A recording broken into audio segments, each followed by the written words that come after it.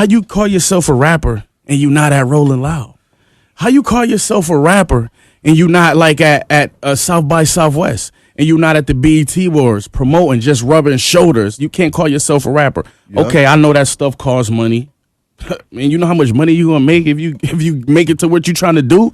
You got to put your all into it. Yeah, go broke for it because you're investing in yourself. Don't be dumb about it, but invest in yourself. You gotta if Drake got. If he wake up in the morning, he got access to the world's greatest producers. Ooh. And if you just a local artist, like you wake up like he already 1,000 steps ahead of you. You know what I'm saying? So how you gonna cut that in half? You can't afford to rap over a mediocre beat just because your cousin made it. You can't afford to do that. You know what I'm saying?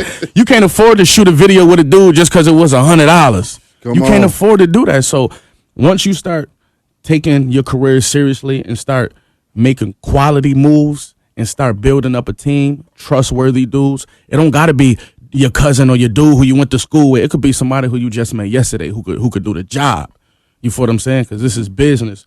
So, man, once dudes realize that, and I feel like a lot of rappers look at it for charity, like, man, you ain't buy my CD, you ain't support, man. Nobody's out here. Like, I didn't buy this jewelry because I want to support the jewelry man. I wanted it because I got it. I didn't buy these jeans, G-Stars, because you know what? I like G-Stars. I'm going to go support them. No, I seen them. I'm like, man, I got to have those. Mm-hmm. So you got to make your music. You got to you got to make recording a good studio over a fire beat with some good music and make people like, yo, that's hard. I got to have that. Exactly. Yo, what's that record right there?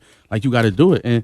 And I don't know, man, you got to get from out of your own backyard a lot of times, man, because where I'm from, Buffalo, you know what I'm saying, because sometimes the music scene ain't great there.